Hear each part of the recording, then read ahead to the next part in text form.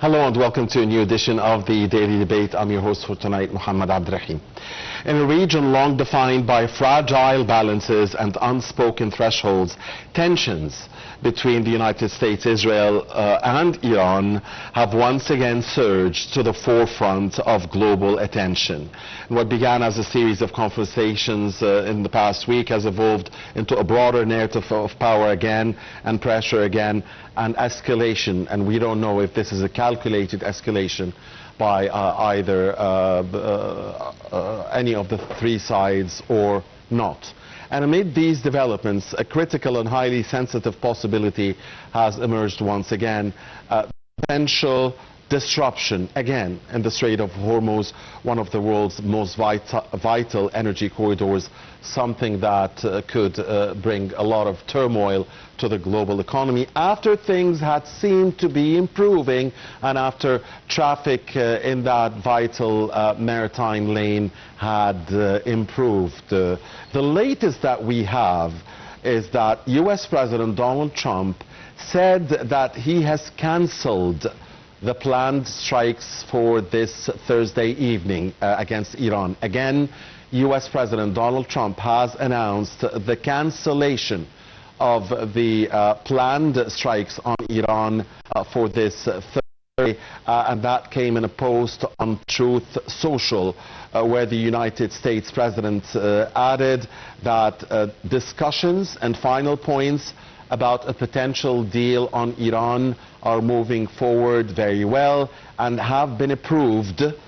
Again, the words of Mr. Trump on Truth Social have been approved by the US, Egypt, Saudi Arabia, the UAE, Qatar, Turkey, Pakistan, Bahrain, Kuwait, Jordan, Israel, and others. That's according to the statement posted on Truth Social by the United States President. We'll be discussing the latest developments regarding the Iran situation and the situation in the Strait of Hormuz with our dear distinguished guest with us here in the studio, Dr. Ibrahim Hegazy. And Dr. Hegazy is a professor at the School of Business at the American University here in Cairo. Dr. Hegazy, always a pleasure to have you with us. Likewise, it's always my pleasure, Mohammed, to be with you and to have this dialogue and debate. Thank you, Dr. Hegazy, very much. Allow us, please, dear sir and ladies and gentlemen, first to read our top stories of the night. His Excellency President Al-Sisi met with Prime Minister Mustafa Madbouli, Minister of Defense and Military Production Ashraf Salim Zahir, Head of the Administrative Control Authority Amr Adil Hosni, and Head of the Central Agency for Organization and Administration Hatem Nabil, and other officials on Thursday. During the meeting, the President followed up on the executive situation of the file of the new employments management, leading positions and promotions as part of the state's efforts in administrative reform. Presidential spokesperson Ambassador Mohammed Al-Shinnawi said the meeting stressed the development of administrative bodies in the state as a comprehensive process that includes developing human resources, developing infrastructure, and reorganizing structural relations according to specializations. A number of other files were also reviewed, including institutional development, expansion of the use of electronic assessment, and developing mechanisms of work and training. This in addition to investment in human cadres and the choice of talents who are capable of managing and management and assuming leading positions to improve the quality of public services. Now, also on Thursday, Foreign Minister Badr Abdulati held a phone call with the Prime Minister of Lebanon, Nawaf Salam. The call comes amid intense ongoing consultations and coordination regarding developments in Lebanon and to discuss the latest developments in the Israeli military escalation in Lebanon. Spokesperson for the Ministry of Foreign Affairs, Ambassador Tamim Khalef, stated that Minister Abdulati reiterated Egypt's full support and solidarity with Lebanon in light of the current challenges. Dr. Abdulati condemned the Israeli aggression against Lebanon and emphasized Egypt's firm stance and called for a complete Israeli withdrawal from all Lebanese Lebanese territories. The foreign minister stressed that any violation of Lebanon's sovereignty constitutes a blatant breach of international law and UN Security Council Resolution 1701. And following the latest Iranian attacks against a number of Arab Gulf states and Jordan, a foreign ministry statement here in Cairo was issued saying that such attacks are a blatant violation of the sovereignty of these countries and a dangerous escalation that threatens the security and stability of the entire region. In the statement, Egypt expressed its solidarity with its fellow Arab countries and voiced its support for any procedures that may take to maintain their security and stability. It also noted that the Arab security is an integral part of Egypt's own national security. All right, these were the top stories for this Thursday. With us here is Dr. Ibrahim Hegazy, the professor at the School of Business at the AUC, and we will be discussing together the latest regarding the situation in the Strait of Hormuz, and of course all developments related to Iran, the US-Israel-Iran situation, and the global economy affected by the situation in the Strait of Hormuz. First, Dr. Hegazy, and ladies and gentlemen, a report about our main topic for tonight. When we come back, we will start our Q&A session. So let's watch together. Please don't go far.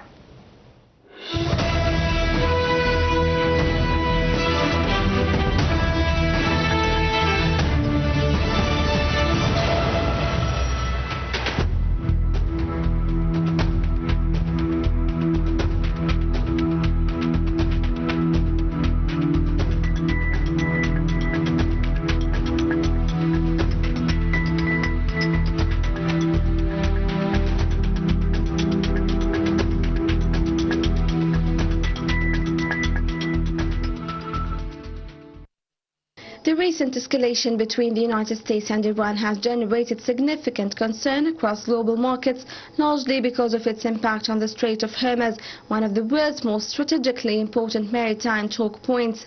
The waterway serves as a critical route for international energy trade, carrying roughly a quarter of global seaborne oil shipments as well as substantial volumes of liquefied natural gas, LNG and fertilizers.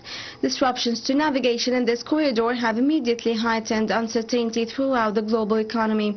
The first and most visible consequence has been a sharp increase in oil prices. Energy markets reacted swiftly to the escalation, with crude oil prices rising amid fears of supply shortages and shipping disruptions. As traders' price and geopolitical risk volatility has intensified across commodity markets, raising concerns about sustained increases in energy costs for both businesses and consumers. Higher energy prices have broader implications for inflation worldwide. Oil remains a fundamental input for transportation, manufacturing, agriculture and electricity generation in many economies. As fuel costs rise, companies often pass these expenses on to consumers, increasing the prices of goods and services. Several economies are already experiencing renewed inflationary pressures linked to elevated energy prices. The conflict has also disrupted global supply chains that depend on reliable maritime transport. Shipping companies operating in the Gulf region face increased security risks, forcing some vessels to delay voyages, reroute shipments, or pay substantially higher insurance premiums. These additional costs ultimately translate into higher freight rates and longer delivery times for international trade. The repercussions extend beyond energy markets. Fertilizers, petrochemicals, and industrial raw materials also move through the strait. Disruptions have raised concerns about shortages and higher costs for agricultural inputs, which could contribute to rising food prices globally. Developing countries where food and energy account for a large share of household spending are particularly vulnerable. Financial markets have responded with increased caution. Investors generally view geopolitical conflicts affecting critical trade routes as a threat to economic stability.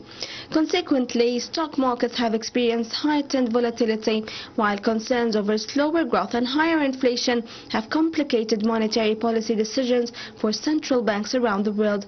Developing economies face particularly severe challenges. Many are net importers of energy and have limited fiscal capacity to absorb higher fuel and transportation costs. Rising import bills can weaken national currencies, increase debt servicing burdens, and reduce economic growth prospects. International organizations have warned that vulnerable economies may face disproportionate economic hardship if disruptions persist. The conflict is also testing the resilience of global supply chain strategies developing after the COVID-19 pandemic. Many multinational corporations have invested in diversification and inventory management to reduce dependence on single routes and suppliers.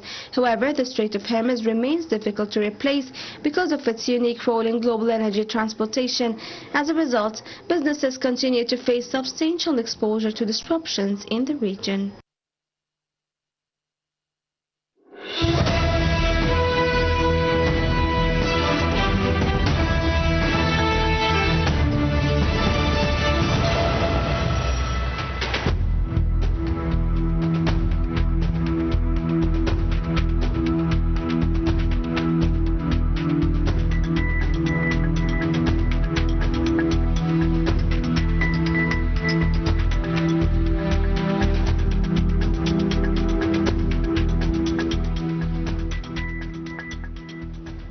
Welcome back and many thanks for staying with us. And again, we are here in the studio with Dr. Ibrahim Hegazy, the professor at the School of Business at the AUC. And Dr. Hegazy is also a former parliamentarian.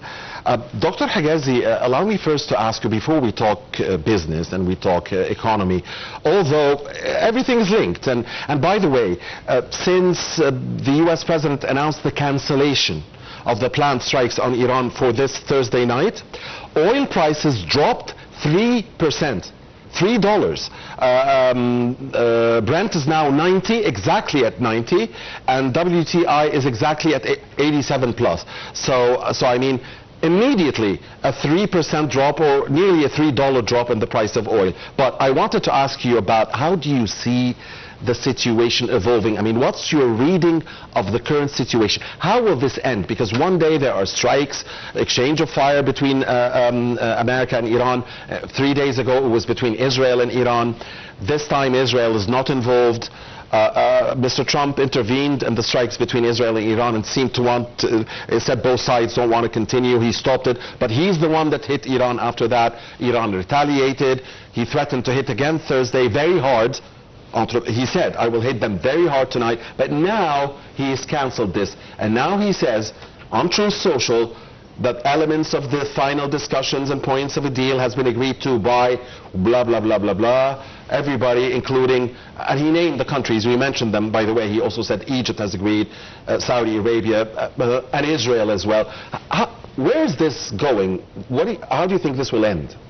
Well, since I am a professor still at the American University in Cairo, obviously I have to be somehow linked with what goes on in the United States. So I don't believe that there was a strike to start with. You know, President Trump is very cautious about what he says, and he says something but he doesn't mean it, especially that he did that before. He said, I'm going to attack, and he never attacked.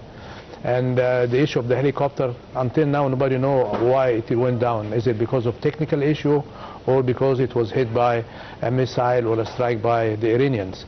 So, and that's why this was the excuse. So I really don't believe that there is a deal to start with, because he said a couple of weeks ago in Egypt, and it was on phone call, and then at the end nothing was there. Plus you mentioned before the break that Israel approved.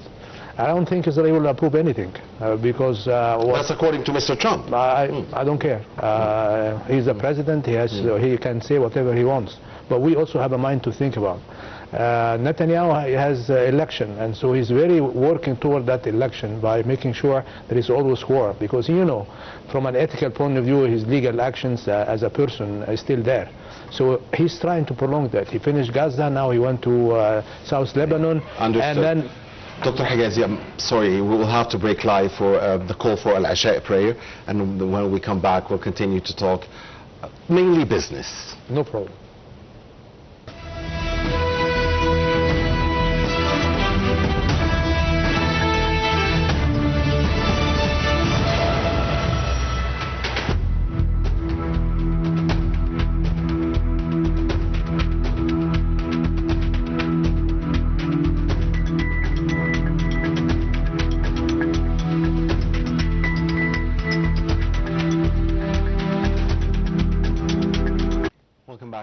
for staying with us. So again, the main story here on this Thursday is that U.S. President Donald Trump has announced the cancellation of the so-called planned strikes against Iran for tonight, and had a post on Truth Social saying that discussions and final points leading to a potential deal with Iran had been approved by all parties.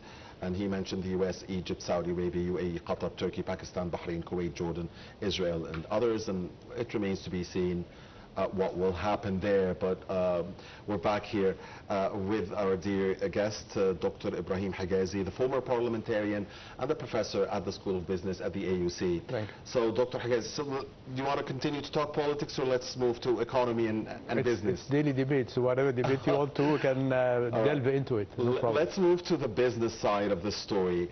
So, the development of events, does it threaten again navigation in the Strait of Hormuz that had improved? I mean, recently in the past few weeks, it clearly improved, and that's why we saw the oil prices dropping from around $120+ Exactly. to now like 90 or something. So are we at risk of again losing the relative good movement in the Strait of Hormuz and good navigation?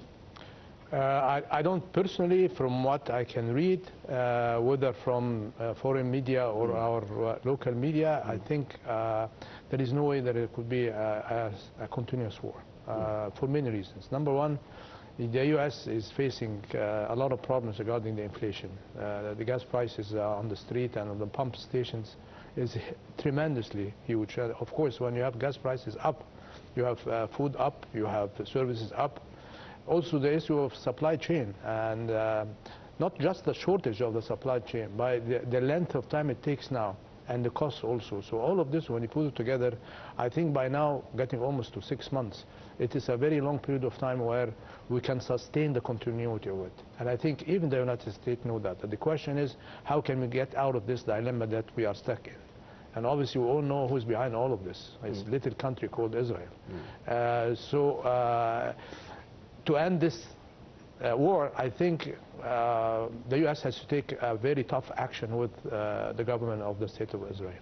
Otherwise, it will continue and it will prolong for a long period of time. Mr. Trump, like the Democrats say, had favored Israel first policies and not America first policies. Exactly, yeah. And I think also many now Republicans are voting, and you have Green, Representative Green or Senator Green. She's a very advocate of President Trump. Now she's against what he's doing, again for U.S. first and make again America great again. Is also trying silently now to say, Mr. President, I think it's time to go back and think of the public and the population in the United States. That has nothing to do with international politics, because I think it was miscalculation by the United States, where he thought there's going to be another Venezuela. And if you hear President Trump press conferences and announcement on Truth Social, he said, I'm going to change the regime in Iran. We're going to put somebody who, and actually they had former President Nagati of Iran, who was actually, that's why he's run away now. I mean, and they tried to chase him because... Yeah, there's something very confusing about the situation of the former Iranian president. There were so many infiltrators in Iran that were working as spies for the United States and for Israel. And this is kind of a natural when you are in such a dilemma of war. In fact, it's a story that no one has been able to affirm or confirm. Exactly. Yeah, but it's something very obscure, very... So actually that was not a political or economic question. That was one multidimensional, and you gave us a multidimensional answer as well. But Dr. Hegazy, let me ask you this again. Yes, if the U.S. has had its miscalculations, and by the way, Egypt and President Sisi had said at the very beginning of the war that there are miscalculations, and he warned of the miscalculation. True. He used that word. True. That could lead to chaos across the region and the globe. What about Iran as well? I mean, there are miscalculations, it seems, by the Iranian side. I mean, there was relative calm until earlier this week, when Iran chose to strike at Israel because, of course, of the aggression, the terrible aggression conducted by the government of the Israeli war crimes suspect against Lebanon. So when Iran hit, Israel hit back at Iran, and then things seemed to cool down, but then the Apache helicopter went down. Again, you mentioned that there are vague circumstances about the downing of that plane. Yeah. Then America struck Iran, then Iran retaliated against the Arab Gulf countries, the American bases there, and the Arab Gulf states, of course, in a move condemned by Egypt.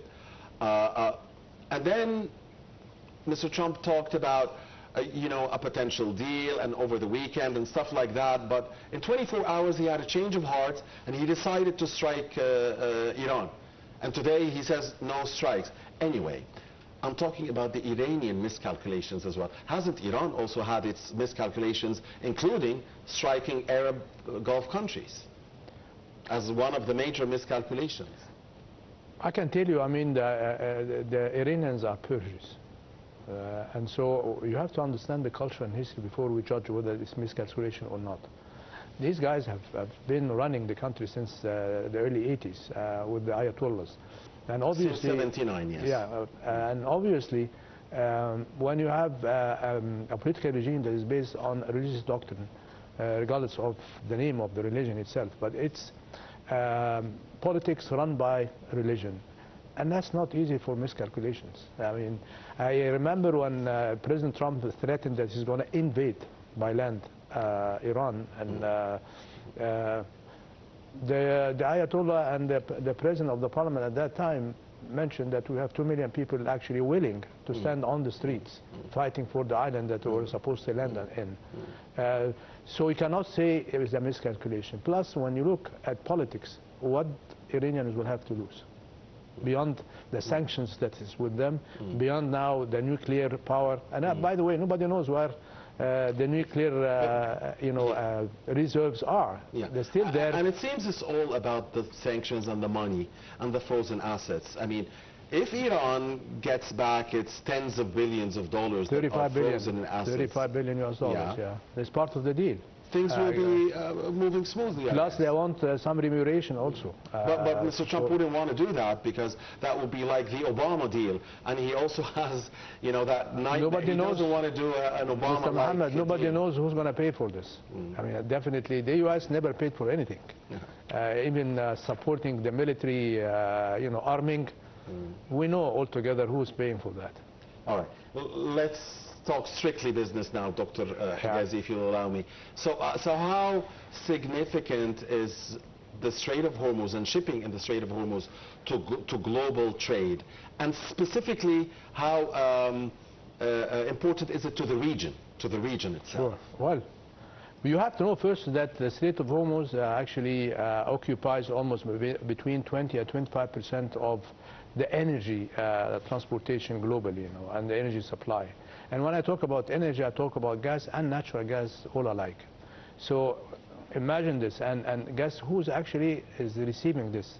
It's the Far Eastern countries like China, India, Pakistan, and that's why you see Pakistan and Japan is tremendously involved in negotiation, because 90%, as far as I understand, from their manufacturing and industry is based on oil coming from Iran at the least, So definitely there is an impact. Get along also the Gulf states like Bahrain, like Kuwait, like the UAE. I mean, the issue of trust has been lost there, regardless of the amount of financial burden arising from this war here. So definitely there is direct impact on the Gulf areas, including Egypt, because a lot of shipping now is being diverted from away from the Suez Canal, and the supply chain for many countries, including Egypt and the Gulf areas and Europe as well, has been delayed. The cost has increased because of the insurance and also because of the shippers. They are taking very harsh measures to protect their vessels and their fleet of maritime transportation. So we can understand that this is a critical situation. But it was a miscalculation from the United States because Iran has been using the Strait of Hormuz with the Gulf countries for many. And they occupy a couple of, still, there is a debate about a couple of islands in that Strait of Hormuz. That, the Emirates say that they're exactly, theirs. yeah. So that's why it's been a long history about the Strait of Hormuz. But I think the U.S. could not imagine that they could use it as a triggering effect. And now we can see who actually has the power of negotiation. It's no longer the United States. It's the Iranian. So I don't think they have a miscalculation because they understand now that they have the edge in that negotiation. You strike, no problem, we can sustain it. Even if, because they have nothing to lose more than they have lost. What about the naval blockade, I guess, and how is it affecting the economy? Again, this is a multi-dimensional question. Mr. Trump has called his naval blockade on Iranian ports as the steel of fire. These, nice description. Nice terminology. And he says that this is the thing that has hurt Iran the most, more than the strikes. And of course, if Iranian ports are shut, then Iran cannot export or import the way they like, and this definitely affects the economy, and it also affects surrounding economies. Now, if I want to talk again about Iran and the impact on Iran, let's look at the bigger picture of Iran. How many years have Iran been under economic sanctions? How many years have been Iran under 5 decades? Yeah, almost under blockage of exporting their oil, with the exception of a couple of countries. How many? So the standard of living has been down for many years. So there is nothing more because they have other alternatives, either as we were talking before the air, either from landlines in terms of transportation, of even their agricultural products, because there is no shortage of supply of basic foods and commodities in Iran. So I don't think and they have the Caspian Sea.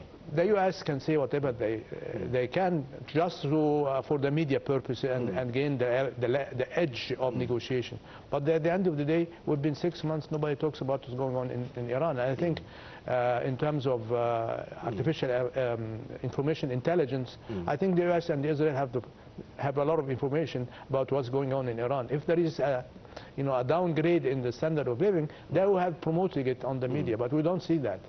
Well, the U.S. says that the blockade has hurt Iran in such a way that the regime is not able to pay the military wages.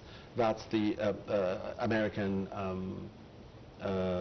statement on that. Well, let me ask you one question, and maybe we don't know. I mean, nobody knows. But let me ask one question, because you keep asking me, so I'm going to ask you one question. Now, remember when they had this, ceasefire deal? Yes, April the 8th. Yeah, and then the Iranians said, because at night I was watching TV, and still Iran was bombarding Israel at that time. And there was a public announcement from the Iranian government saying, we don't control our military because every one of them is working independently until a couple of days to reach. That gives you an idea that their mind of thinking and their strategy of military operations is unlike other military that we know of. It's true. So we cannot judge whether this is true or not, they're paying money or not. And even if it's true, I mean, maybe with the doctrine they have, maybe with the belief they have, with the religious frame they have, maybe this is not important. It's more important for them to stay steadfast and resist. And how many of the top regime of Iran have been killed? A lot. What happened with the military? The second cadres came in, and then the third, and then the fourth, and the fifth. So, Dr. Hegazy, which region would be affected most by, again, the disruption of the Strait of Hormuz? Is it just the Gulf, or is it East Asia that gets most of its oil from the Gulf, or is it Europe that also gets a lot of fertilizers as well and other stuff, not just oil and gas? Or is it Africa, that continent which is rich in resources, rich in its human potential, but very poor when we look at the economic indices? So who would be affected most? Who's affected most? The big Asian tigers. I'm talking about China, talking about India, talking about Japan, I'm talking about Korea. Why? Because who's now the economic powers? I mean, you have definitely the US is #1. You have Canada, the big six. But then you delve into Italy, you delve into UK, but their size relative to the Far Eastern, giants and tigers, is by far, they are greatly impacted for export and for delivery of products and service. And we can see that even in Egypt here. Many of our fertilizers and imports are coming from these areas. So the big chunk of effect will be on the Far Eastern. And Dr. Hegazy, for us non-specialists, it's very hard for us to understand the issue of the insurance and the insurers. So wanted to ask you, what impact is the insurance premiums having due to the problem, the security problem and the Strait of Hormuz? The insurance element, how big of a role does it play in this situation? And please explain to us how it works. Well, first of all, the cost of transportation has a couple of points or cost elements. Number one is the gas. Number two is the insurance. And number three is the running cost of the ship or the fleet itself. So when you talk about insurance, if the insurance company would not approve the insuring the fleet, then there is no way that the ship can go. So that's why insurance companies now prefer that you go the long way. But that again will have a longer period of time of delivery. And an additional cost for the gas and the running costs as well. So sometimes they ask for a very huge premium because they know that there is, beyond the cost, there is a delivery time of many raw materials and components to their final destinations. So that's why the issue of premium is playing a major role in deciding, at least partially, the supply chain. And I think in the report they were talking about commodities, about fertilizers for agricultural products, about raw materials, about the microchips, by the way, is also affected. And so you know how many countries are affected by microchip industry that comes from the precious materials that are in China. And I think the US was trying to make a deal with China when President Trump visited China, and he met with Xi, and I think he wanted to pressure the Chinese government to push Iran to strike a deal, but you can see the result, nothing until now happens. But it seems the US is benefiting from other areas, like the exporting of oil, for instance. It seems that they have exported a lot of oil during that war. Yeah, but let me mention something about the issue of exporting of oil from the United States. The United States always strategy during the Democrats and even before President Trump period, they always like to keep the reserve. They don't like to use it now. And I think President Trump took an action of doing this to try now to produce and sell and export against the strategy, the long strategy of the United States. Yes, against the traditional And strategy. I think the reason was that he started to realize, remember BRICS? Remember BRICS? Yes. Well, there's China, and there is Russia, Brazil, and Russia, there India, is and China, the South Indians, and they have the Iranians on the BRICS, you have the Emiratis, Saudis, Egyptians, and the hope that you can get away from the US dollar that is backed on the dollar oil. has lost something in So this war. he realized if this will happen, the US dollar will collapse. The dollar has lost something, hasn't it, in this war? But nowadays it's gaining a little bit now. Yeah, right. I'm not just talking about mere numbers. I'm talking about the overall long-term status of the dollar. It has been shaken a little. Exactly. Well, you're the expert. You tell us. But that's why I think what he took as an action of Venezuela and the U.S. and he was hoping to have strike a deal with Canada, because the three together will almost supply more than 40% of the energy supplied to the world. One final question, Dr. Hegazy. Again, we are here. We cannot say like for 100% that this or that will happen. But we have potential scenarios. Now, there's one scenario that Mr. Trump is telling the truth on Truth Social, and that we will reach the deal, and that things will cool down. The question is, for how long will it take for Egypt's economy, the regional economy, the global economy to pick up again and to return to where it was? On that scenario. And then there's another scenario that things will remain as is. I mean, tit-for-tat exchange of fire every couple of days, every couple of weeks, and we will go there for God knows how long, maybe until the November congressional elections in the U.S., or maybe until Mr. Trump finishes his 2+ years left in office. And then the third scenario, the ugly scenario, is that we would return back to the situation of the 39 days of war. So in each situation, that's the question, how would the economy look like? First of all, I would delete totally the third option. Okay. That it's not gonna. There is no more war than this, because casualties and many things that I don't think even the population and the public in the U.S. will support this. Yes. That's number one. So you have the two other scenarios which you talked about. It will stay take and tack, for a while. But at the end of the day, they have to sit and strike a deal. The deal for me is we're going to see a new economic order, for sure. We're not going to go back to the nice beauty days of before the war or before January 2026. There is no way. We are facing and witnessing a tremendous shift of power. And you know how I say that? Because of the visit of President Trump to China. You know how he was leaving back? So you see a shift to the east? Of course. I mean, he took the largest businessman with him to China to strike a deal, right? And that's the word he likes always.